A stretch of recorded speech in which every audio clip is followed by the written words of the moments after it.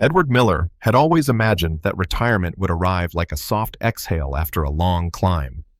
For 26 years, his life had been nothing but late nights, missed birthdays, and the constant pressure of keeping a business alive. He had started with nothing more than a folding table in his garage and the determination of a man who had too much to prove. Now, on this warm summer evening in Naperville, Illinois, he stood in the backyard of his estate surrounded by family, friends, and colleagues who had come to celebrate his farewell. The garden sparkled with string lights hanging from tall poles. A jazz quartet played gentle tunes near the fountain, and the sound of glasses clinking blended with polite laughter. Neighbors whispered about how lucky Edward was to sell his company for $30 million to a Chicago firm. For most of them, it seemed like a fairy tale ending. But as Edward stood among the crowd in his crisp linen shirt, he did not feel free. He felt watched. His daughter Anna glowed with joy in the front row, smiling at him the way she used to when she was a little girl. She was proud, and her pride warmed him. Yet there was a shadow in the evening, her husband, Kyle Anderson. Kyle was 6 years younger than Anna, tall and smooth-talking. He looked every bit the charming son-in-law people praised, but Edward never trusted charm that came too easily. Kyle had the air of a salesman who could talk a stranger into buying a car they did not need. Edward tried to enjoy the night, shaking hands and thanking old colleagues, but his eyes drifted back to Kyle again and again. The younger man held a glass of champagne, yet he never took a sip. Instead, he watched Edward with quick glances, looking away whenever their eyes met. Edward felt it in his chest, that low tightening that had guided him through decades of business decisions. This was not admiration. It was calculation. Servers moved through the crowd, balancing silver trays filled with champagne flutes. Guests offered congratulations, some patting Edward on the back as if he had survived a war. He smiled for the photographs, but inside he was restless. His plan was simple: thank everyone, raise a toast, and speak about the travels and writing he hoped to pursue. That was the way he imagined closing this chapter of his life. Yet the night had its own script. Near the bar, Edward stood talking to his accountant when his gaze shifted at just the right moment. Kyle was there, holding his glass in one hand, and with the other he reached toward a flute of champagne meant for Edward. Edward's breath caught. It was not careless. It was deliberate. Kyle dipped his finger into the golden liquid, stirred once as if testing the water, then quickly set the glass back on the tray. His expression was blank, but his eyes darted across the crowd, checking if anyone had noticed. Edward had noticed. He did not speak. He did not call attention to it. Years of business had trained him to keep his face still even when storms brewed inside. Calmly, he excused himself from the conversation and walked toward the waiter carrying the tray. Without breaking stride, he picked up the very glass Kyle had touched, then smoothly exchanged it for another flute that Robert Anderson, Kyle's father, had chosen earlier but set down. Edward placed the tainted glass back on the tray and kept the new one in his hand. The jazz quartet played on. Guests laughed, unaware that the night had shifted. Edward's smile never faltered, but inside questions hammered his mind. Why had Kyle done that? What was in the glass? What would have happened if Edward had not seen it? Anna waved from the front row, calling him toward the small wooden stage where the speeches would begin. Edward tightened his grip on the flute of champagne, the bubbles rising like a warning. He stepped forward, heart steady on the outside, but pounding on the inside. He climbed the steps and stood before the crowd, bathed in the warm glow of lantern light. The fountain gurgled softly behind him, a serene backdrop to a night that no longer felt serene. He glanced once toward Kyle. The young man's face revealed nothing, but his posture was too still, his eyes too sharp. Edward cleared his throat and began the speech he had practiced 3 times that morning.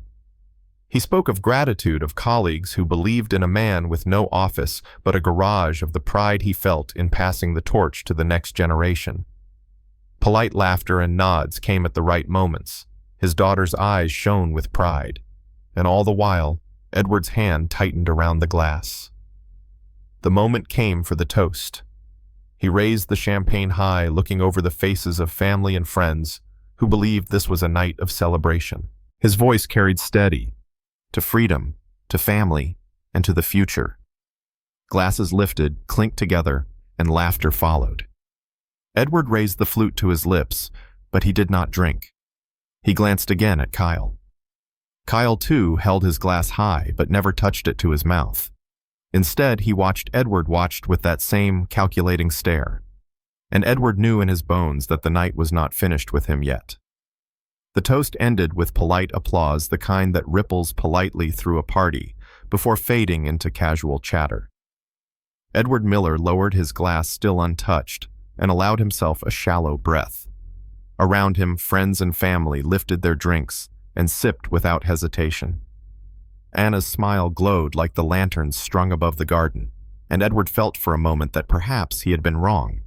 Perhaps his suspicions about Kyle were nothing more than the weariness of a man too long in business.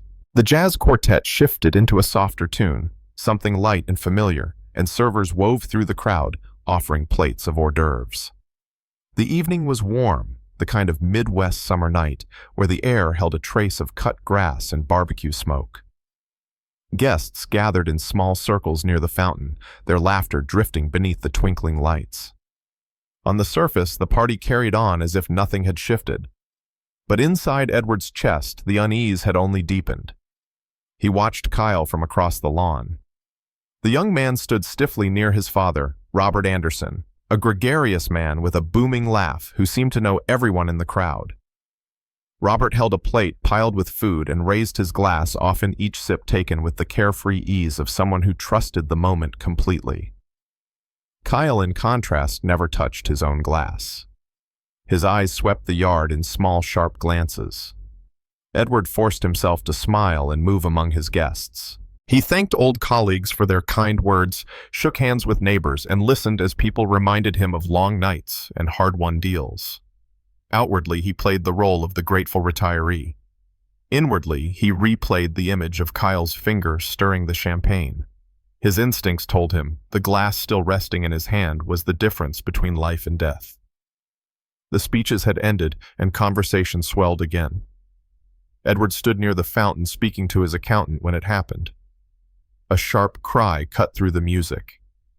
He turned in time to see Robert Anderson stumble, his plate crashing to the grass. Laughter turned to alarm as Robert clutched his chest, his face twisting in agony. In seconds, he collapsed onto the lawn. The party erupted into chaos. Guests screamed, chairs toppled, and the quartet stopped playing mid-song. Anna rushed forward, her heels sinking into the grass as she shouted for someone to call an ambulance. Edward froze for 3 long seconds, the image searing into his mind. Robert's body convulsing, his skin draining of color, foam forming at the corner of his mouth. Kyle dropped beside his father, shouting his name again and again. But Edward did not see grief in Kyle's eyes. He saw fury, something delayed and strangely rehearsed. The reaction felt more like performance than heartbreak. Edward's stomach knotted tighter. "Clear the space," someone shouted. 2 guests dropped to their knees to perform CPR. The air filled with frantic voices and the wail of a neighbor's phone dialing emergency services. Edward stood rooted by the fountain, champagne still in his hand, the bubbles rising slowly as if mocking him. Minutes stretched like hours until flashing red lights painted the quiet streets of Naperville. Paramedics rushed in, their equipment spilling onto the grass. They cut open Robert's shirt, pressed paddles to his chest, shocked him once, twice. The crowd held its breath, but nothing worked. At last the stretcher was lifted, Robert's body motionless, his face covered by a sheet. Anna climbed into the ambulance, her sobs trailing into the night. The vehicle roared away, siren fading into the distance. Guests began to scatter, stunned and silent. Some clutched their coats, others whispered excuses, but all avoided Edward's eyes. The music had ended, the laughter had died, and the garden was no longer a place of celebration. Kyle remained. He stood a few yards from Edward, his face expressionless, now his suit still pressed and perfect despite the chaos. For a moment, their eyes met. Edward tightened his grip on the champagne flute, the one he had never sipped from. Kyle's gaze flicked down to the glass, then back to Edward. He said nothing. He simply turned and walked away into the shadows of the garden, leaving Edward with the bitter knowledge that the drink in his hand was meant for him. The fountain gurgled on the lanterns swayed in the summer breeze, and Edward stood alone in the place where joy had turned into tragedy. He had trusted his instincts and saved himself, but the price of silence was now a man's life, and the night had only just begun. The house was silent long after the last guest had gone. Edward Miller sat alone in his kitchen, the hum of the refrigerator the only sound against the heavy quiet. On the counter, champagne flutes still stood half-filled and flat, their bubbles long gone, the petals from the flower arrangements beginning to curl inward. The celebration had dissolved into something darker, and the air carried the weight of shock. Edward moved through the rooms like a man underwater. Every glance returned to the glass he had set aside earlier that night, now rinsed and placed carefully into a plastic bag. He could not shake the thought that glass had been meant for him. He replayed the scene over and over, Kyle dipping his finger into the champagne, the quick glance around the stillness that followed. He tried to convince himself that maybe it was nothing. But deep down, he knew. Finally, near midnight, Edward reached for his phone. His fingers trembled as he dialed a number he had not used in years. "Frank," he said when the call was answered, his voice tight. "I need to talk to you tonight." Frank Delaney arrived within the hour. He was older now, his hair grayer, his shoulders heavier, but his eyes still carried the sharpness of a man who had seen too much. He stepped into the quiet house without ceremony, setting his jacket across a chair. "You sounded shaken," Frank said, his tone steady calm. "Tell me everything." Edward poured out the story, the champagne, the swap, the collapse in the garden. He spoke of Kyle's strange stare, his refusal to drink, the silence that followed. He laid the rinsed glass on the table, sealed in plastic, as if it were already evidence. Frank listened without interruption, only narrowing his eyes at certain points, nodding when the details fell into place. When Edward finished, silence stretched between them. He expected doubt, the kind of skepticism that would dismiss his fears as paranoia. But Frank did not dismiss him. Instead, he leaned back in his chair and said quietly, "Good thing you trusted your gut." Edward exhaled a sound closer to a shudder than relief. By morning, the hospital called. Robert Anderson had been pronounced dead. The initial report listed cardiac arrest, but further tests were underway. Toxicology results were expected because of the suddenness. Edward thanked the nurse, hung up the phone, and sat staring at the light filtering through his patio doors. It should have been him. The thought returned again and again like an accusation carved into his chest. Frank came back later that day, carrying a worn leather notebook and a small recorder. He placed them on the kitchen table with the care of a man beginning a case file. "Let's go through it again," he said. "Slower this time. Every detail matters." Together they rewound the night in words. How far Kyle had stood from the tray, the direction of his glance, whether his hands had touched anything else. Edward answered as best he could, each recollection adding weight to the picture they were building. Frank took notes steadily, his pen scratching across the page, his questions patient but precise. At 2 in the afternoon, the call came. Toxicology confirmed Edward's fear: potassium cyanide, a dose strong enough to kill within minutes. The official cause of death was listed as acute poisoning. An investigation would be opened. Edward set the phone down slowly, his hand lingering on the receiver. He felt no triumph, no relief, only the cold certainty that the glass had been meant for him. Someone was dead, and it was not supposed to be Robert. Frank's voice broke the silence. "You're not just a bystander anymore," he said. "You're a witness." Edward nodded, though the word felt heavier than any title he had carried before. Witness, survivor. The man who lived because he had trusted his instincts. Outside, the neighborhood looked ordinary: lawns, trimmed cars, parked neatly in driveways, children riding bicycles down the street. But inside the Miller house, the weight of betrayal settled deep. The party was over, the laughter gone, and Edward knew his life had shifted into something else entirely. The investigation had begun, and there was no turning back. The morning after Robert Anderson's death, the Miller house felt more like a mausoleum than a home. Edward brewed a pot of coffee, but never poured a cup. The phone rang again and again, family members seeking updates, neighbors offering condolences, but he let it ring until the sound blended with the silence. He was not ready to explain what only he and Frank knew. Detectives arrived before noon. Two of them, one seasoned and grave, the other young and too eager. They sat in Edward's living room, notebooks open, their presence heavy against the quiet walls. Edward recounted the night from beginning to end. He told them about the champagne, the subtle switch, the collapse by the fountain. He spoke with a clarity that came from sleepless hours of replaying the moment. The younger detective smirked when Edward mentioned Kyle. "Just your son-in-law?" he asked, but the older man's glare silenced him. They requested the backyard security footage, and Edward handed it over without hesitation. Grainy though it was, the video captured Kyle lingering near the bar, fingers brushing too long over the tray of glasses. The detectives left with polite thanks, their footsteps echoing down the walkway. Word spread quickly. Headlines described a sudden death at a retirement party. Whispers carried through family circles. Was it an accident? Was it poison? And in those whispers, doubt began to coil around Edward's name. Cousins called gently, asking if he might be letting his long dislike for Kyle color his judgment. Even his sister Linda asked, blunt as ever, "You sure you're not just looking for a reason to get rid of him?" Edward laughed, not from humor, but from disbelief. "Do you think I could frame a man for murder?" he asked. But the silence on the line said enough. People would believe what made them feel safe, even if it meant dismissing the truth. The hardest blow came 2 weeks later. Anna showed up at his door, eyes red-rimmed, phone clenched in her hand. She pushed it toward him without a word. On the screen, a news alert blared. Prominent businessman's son-in-law questioned in father's poisoning. Edward's name was not in the headline, but his fingerprints were on the story. "You went to the police?" Anna said, her voice trembling. "I did what I had to do," Edward answered. Her face tightened. "Do you have any idea what you've done to this family?"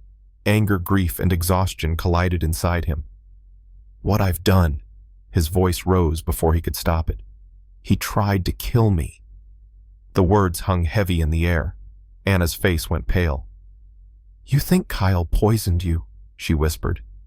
"He loved you. He looked up to you." Edward's laugh was bitter and dry. "He looked up to my bank account.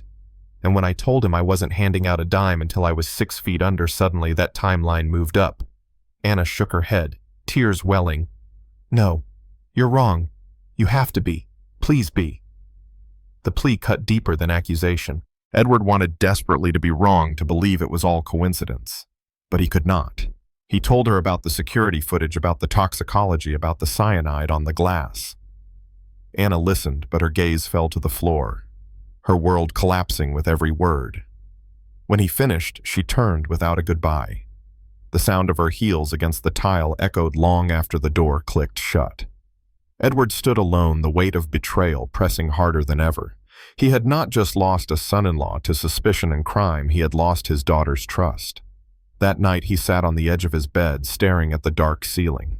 Outside, the neighborhood lights glowed warmly in other houses. Families gathered for dinners, laughter floated through open windows. Inside his own walls, silence pressed in like punishment. The world saw him as a wealthy retiree, a man who had sold his company for millions. But wealth meant nothing against the fracture of family. He was a father who had spoken the truth, and in doing so had driven his daughter away. Frank called late that evening, his steady voice offering updates, reassurance, reminders to hold the line. Edward listened, but his mind returned again and again to Anna's words. "Please be wrong." The weight of betrayal was not only in Kyle's actions. It was in the distance now stretching between father and daughter. Edward had trusted his instincts and lived, but the cost was more than he had ever imagined. The weeks that followed moved in a haze. Edward Miller kept the house spotless, not out of pride, but because order was the only thing he still controlled. He walked through the empty rooms, replaying his daughter's words, her voice pleading that he be wrong. Each morning he brewed coffee he never drank. Each evening he sat by the window, staring at a lawn that no longer looked like home. Family members drifted away, unwilling to choose sides. Some sent polite texts, others stayed silent, but the message was clear. Edward had become an island. Even the newspapers hinted at tension, retirement party tragedy, family ties under scrutiny. He read the lines without reacting, but the ache grew heavier. One Sunday morning, he forced himself out of the house. His nephew Jordan had invited him to brunch at a small diner in downtown Naperville. The place smelled of sizzling bacon and strong coffee, the clatter of plates filling the air. Waitresses moved quickly between booths, refilling mugs without asking, their aprons dotted with ink from countless orders. Jordan was already there, his laptop bag slung over the seat beside him. At 28, Jordan had never managed to hold down a steady job, but he had a mind for technology that seemed almost reckless. Edward slid into the booth, nodding at the waitress who poured him coffee. They spoke at first about nothing weather baseball, the taste of the diner's pancakes. But eventually, Edward's guard slipped.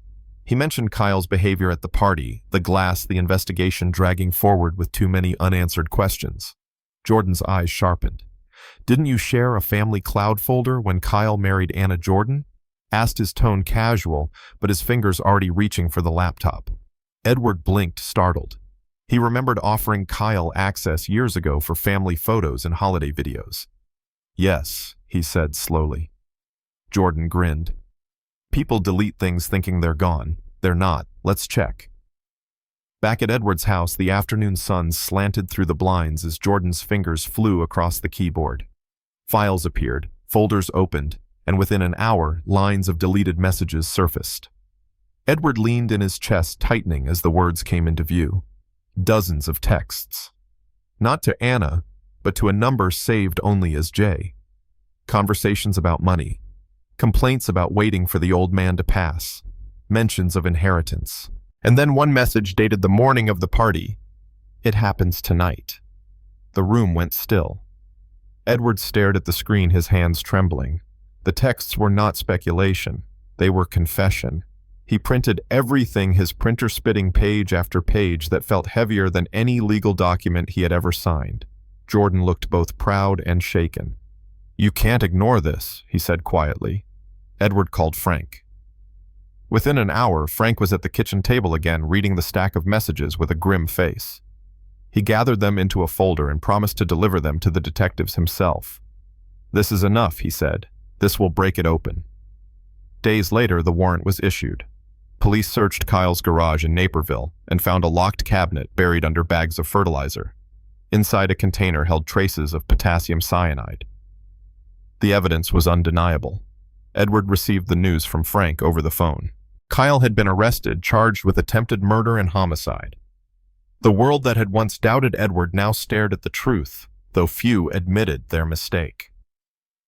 That night, Edward sat on his porch, the summer air cooling around him. The neighborhood was quiet, the cicadas humming in the trees. In his hands lay a plain envelope with no return address.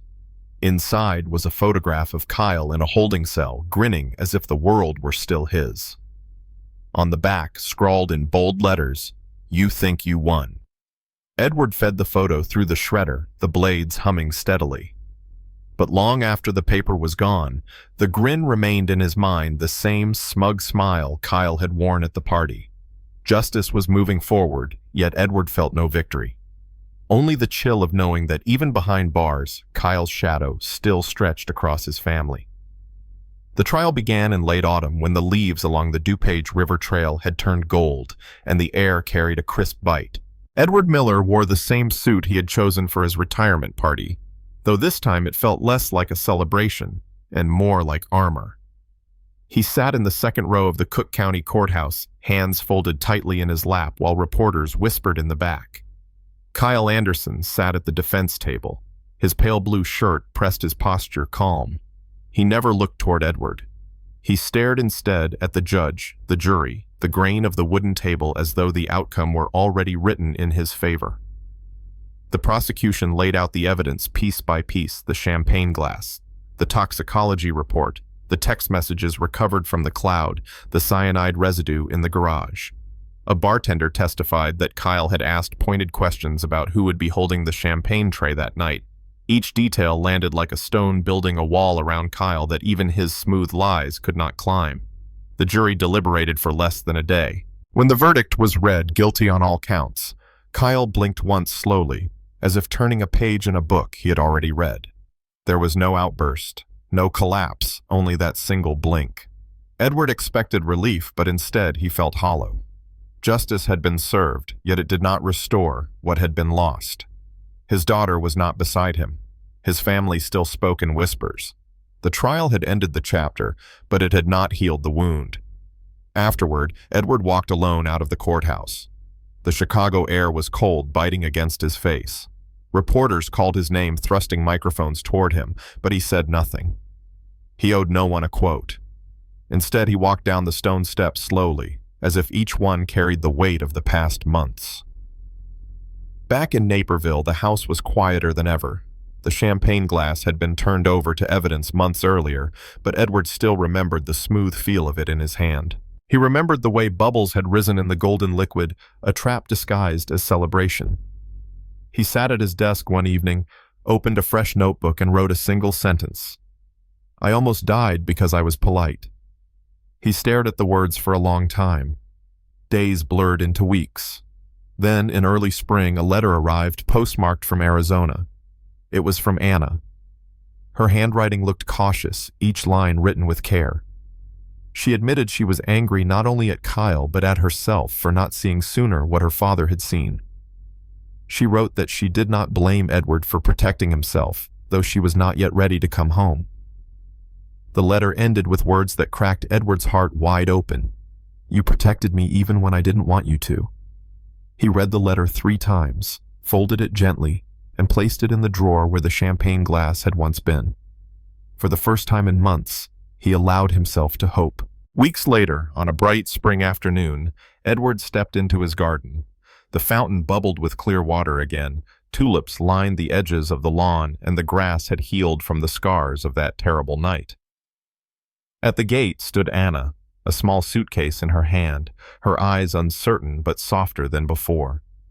Edward walked to her slowly, his chest heavy with years of love and regret. They stood facing each other for a long moment, no words between them until she finally smiled, the quiet kind that carried forgiveness, even if it was still fragile.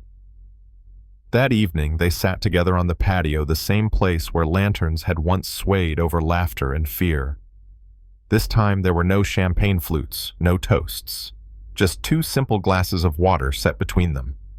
Edward lifted his glass not in triumph, but in gratitude.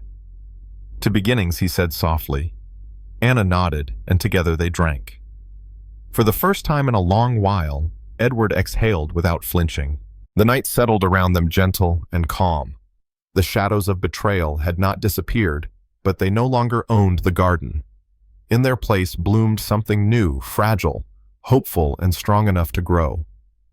When the last chapter of the story closed, what remained was not triumph or applause, but a quieter kind of truth. Edward Miller had walked through fire. He had built a life through sacrifice, only to see it almost undone by betrayal at his own family table. The glass of champagne that never touched his lips became the silent witness to everything that followed: suspicion, death, isolation, and finally justice.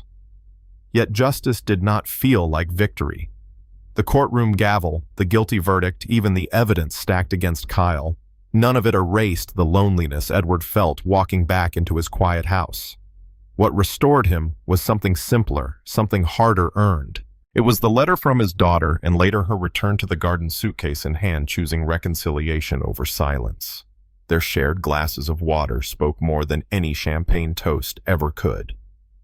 The lesson is not about money, inheritance, or even the danger hidden in ambition. It is about the fragile lines of trust that hold families together and the courage it takes to protect those lines even when others doubt you. Edward was not believed at first. Relatives whispered that he was biased. His own daughter begged him to be wrong.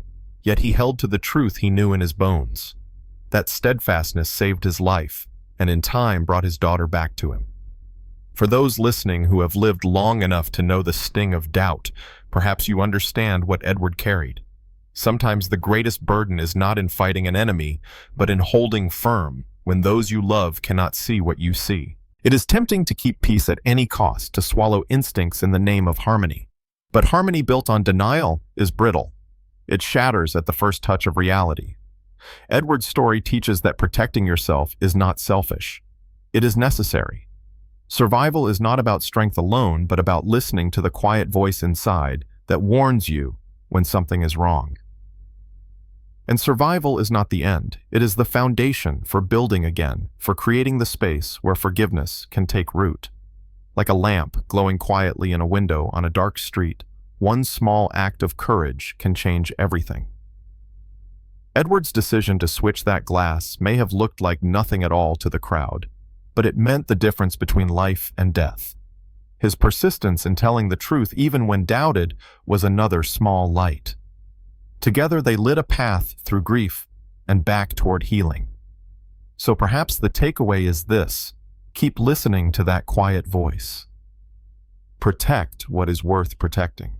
And when the storm passes, do not be afraid to sit down with those you love, even if all you share is a simple glass of water. For in that moment lies the true toast, not to wealth, not to survival, but to dignity, resilience, and the chance to begin again. If this story touched your heart, take a moment to reflect on your own journey. Maybe even share it with someone who might need the reminder that standing firm can come at a cost, but it also opens the door to peace. And if it moved you, pass it along, not for spectacle, but for the quiet possibility that someone else somewhere might find courage in it.